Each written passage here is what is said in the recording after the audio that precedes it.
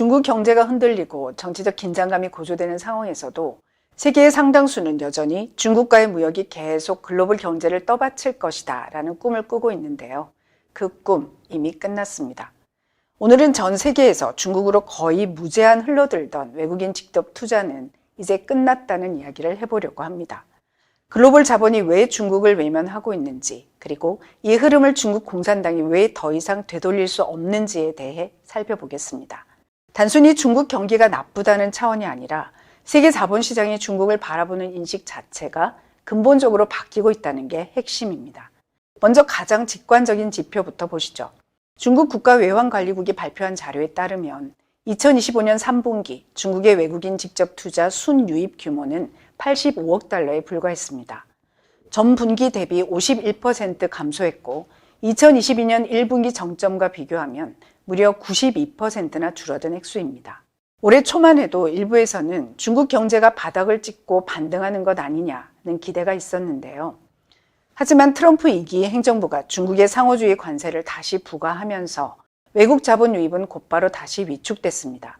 이 흐름은 일시적인 충격이라기보다는 이미 굳어져 있던 불신이 다시 확인된 결과에 가깝습니다. 반대로 중국 자본의 움직임을 보면 방향이 더 분명해집니다. 같은 기간 중국의 해외 직접 투자는 제14차 5개년 계획 기간 내내 강세를 유지했습니다. 그 결과 2021, 2022년까지만 해도 순유입이던 중국의 전체 직접 투자 수지는 2023년부터 완전히 순유출 구조로 전환됐습니다. 즉, 외국 자본은 들어오지 않고 중국 자본은 밖으로 빠져나가는 구조가 고착화된 겁니다. 이건 단순한 경기 사이클이 아니라 글로벌 자본 시장이 중국을 바라보는 시각이 근본적으로 변했다는 신호입니다. 한때는 세계의 공장, 성장 스토리로 불리며 매력적인 투자처로 여겨졌던 중국이 이제는 고위험 지역으로 분류되고 있습니다. 이 변화의 배경에는 세 가지 구조적 요인이 있습니다. 첫 번째는 코로나19와 중국 당국의 극단적인 대응입니다.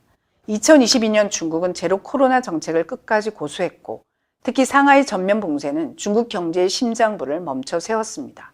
글로벌 공급망이 흔들렸고 외국 기업들은 하루아침에 공장과 사무실을 제대로 운영할 수 없게 됐죠. 문제는 단기 손실이 아니었습니다. 외국 기업 입장에서는 중국 정부의 결정 하나로 사업이 언제든 중단될 수 있다는 사실을 뼈저리게 경험한 사건이었습니다. 이때 무너진 신뢰는 아직까지 회복되지 않았고요.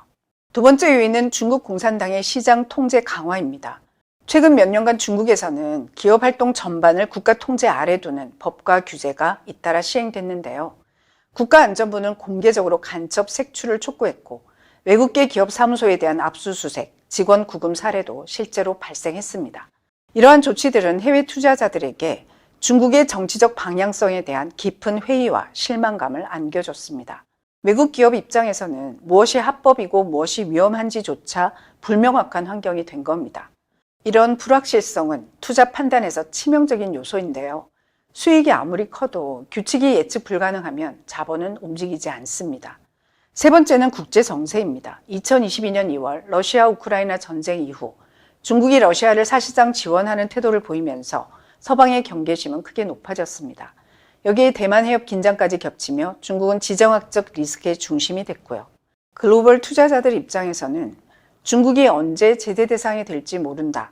대만 문제로 충돌이 발생할 수 있다라는 가능성 자체가 투자 리스크로 작용하게 됩니다. 이 역시 자본 이탈을 가속화하는 요인입니다.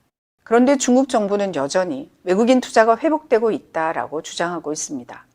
지난 10월 중국 상무부 통계를 보면 올해 9월까지 새로 설립된 외국인 투자 기업 수는 4만 8천여 곳으로 전년 대비 16% 넘게 늘었습니다. 하지만 여기에는 중요한 함정이 있는데요. 기업 수는 늘었지만 실제 투자금은 오히려 줄었다는 점입니다. 같은 기간 실제 외자 유입액은 5,737억 위안, 약 117조 원으로 10% 이상 감소했습니다. 전문가들은 이를 통계 착시라고 지적합니다. 대규모 제조업 투자나 장기 프로젝트는 사라지고 등록만 해둔 소규모 법인, 이른바 껍데기 외자가 늘어났다는 겁니다. 수억 위안 규모의 투자 대신 수십만 위안, 약 1억 원 이하 수준의 소형 법인이 통계를 채우고 있다는 분석입니다. 베이징의 한 투자 컨설턴트는 돈이 들어오는 게 아니라 빠져나가고 있다라고 말했습니다. 실제로 국가외환관리국 자료를 보면 올해 상반기 외국의 중국 내 직접 투자는 319억 달러에 그쳤지만 중국의 해외 직접 투자는 785억 달러에 달했습니다. 순유출만 466억 달러입니다. 여기에 또 하나 중요한 문제가 있습니다. 중국으로 들어오는 외자의 약 70%는 홍콩을 경유하는데요. 그런데 그중 상당 부분은 사실상 중국 자금이 다시 돌아온 것이라는 지적도 나옵니다. 이를 제외하면 실제 외국 자본 규모는 공식 통계보다 훨씬 작다는 겁니다. 이제 더 충격적인 수치를 보겠습니다. 2024년 말 기준 중국으로 유입된 외국인 직접 투자는 고작 45억 달러, 약 5조 8,500억 원이었습니다. 1992년 이후 최저 수준인데요. 다시 설명드리면 2024년 말까지 중국으로의 FDI 수준은 단 3년 만에 99%나 감소한 겁니다.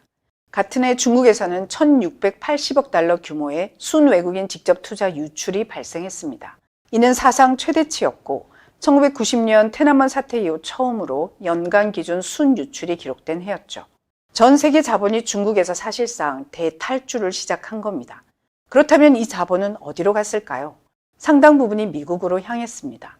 미국은 중국에서 빠져나온 자본을 흡수하고 있습니다. 견조한 경제 흐름, 낮은 세율, 기업 친화적인 태도, 그리고 예측 가능한 법제 환경이 결합된 결과입니다. 여기다 미국에서 생산되지 않은 상품에 대한 관세는 미국 내 투자 유입을 더욱 자극하고 있는데요. 이 같은 요인들로 인해 외국 투자자와 다국적 기업들은 중국의 제도화된 막대한 사업 자본 리스크보다 미국의 안정성을 선호하는 경향이 점점 더 뚜렷해지고 있습니다. 구체적인 숫자를 보면 더 분명해집니다. 아랍에미리트는 향후 10년간 1조 4천억 달러를 미국에 투자하겠다고 약속했고, 대만 TSMC는 미국 내 생산 투자를 1,000억 달러 늘리겠다고 밝혔습니다. 일본은 5,500억 달러, EU는 현재 약 1,000억 달러 수준의 미국 투자를 최대 6,000억 달러까지 확대하겠다는 계획을 내놨습니다. 이는 EU가 미국산 에너지 제품 7,500억 달러어치를 구매하기로 한 약속에 더해진 액수입니다. 올해 들어서만 미국이 추가로 약속된 외국인 직접 투자 규모는 2조 달러에 달합니다. 주목할 점은 이 가운데 상당 부분이 제조업 투자라는 겁니다. 반면 중국은 외국 기업을 더 불안하게 만드는 법을 시행하고 있죠. 올해 5월부터 시행된 외국 관련 지식재산권 분쟁 처리 규정은 국가안보를 이유로 외국 기업의 지식재산권과 자산을 조사 압류할 수 있도록 했습니다. 이 법은 사기나 불법 행위가 없어도 해당 행위가 중국에 불리하다고 판단되면 적용될 수 있어 외국 기업들에는 사실상 존립 위기로 받아들여지고 있습니다. 무엇보다 중국 정권의 예측 불가능성, 강화된 데이터 통제, 그리고 더 강력해진 국가안보 감독은 외국 기업들의 투자 철회와 이익 송환의 주요 억제 요인이자 강력한 동기로 지목되고 있는데요. 이러한 규제와 재산 몰수 위험은 중국 내 외국인 투자를 지원하는 데 필수적인 비즈니스 컨설턴트들에게도 영향을 미치고 있습니다.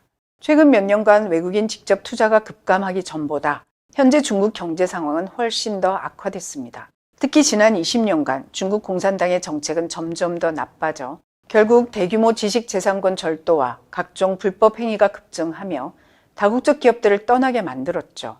이미 마이크론, 베인앤드컴퍼니, 민츠그룹 같은 기업들이 중국에서 철수하거나 투자를 회수했습니다. 이 흐름은 앞으로 더 확산될 가능성이 큽니다. 왜냐하면 중국 내 상황이 악화될수록 중국 공산당은 외국인 투자자와 자국민을 더 가혹하게 대하고 있기 때문이죠.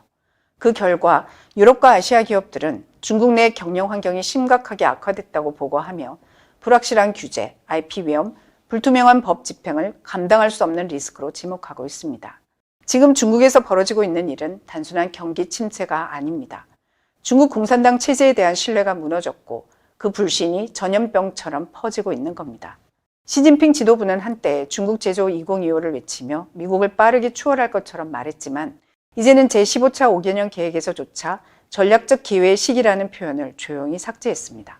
중국 스스로도 현실을 파악하기 시작했다는 신호입니다.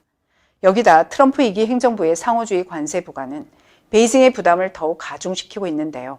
트럼프 1기 행정부 당시 미국과 중국은 1단계 무역 합의를 체결하기까지 1년 넘게 갈등과 협상을 반복했지만 중국은 합의 이행을 대부분 지키지 않았죠. 트럼프 대통령은 이번에는 전혀 다른 전략을 적용하고 있는데요. 정식 합의를 성급히 추진하기보다는 연속적인 협상을 통해 임시 휴전을 연장함으로써 중국을 지속적인 불확실성 속에 묶어두고 있습니다. 이 전략은 베이징에 대한 압박을 유지하는 동시에 중국이 임시 합의의 조건을 제대로 준수하는지 계속적으로 감시할 수 있도록 하는 전략입니다.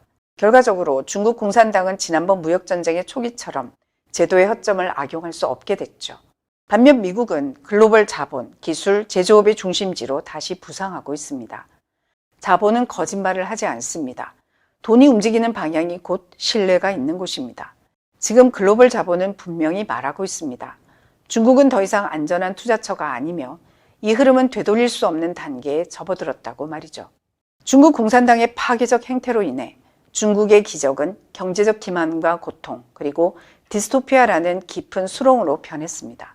오늘날 중국 정권은 마오쩌둥 시절과 마찬가지로 스스로 초래한 심각한 위기에 직면한 채 세계 속에서 점점 고립돼 가고 있습니다.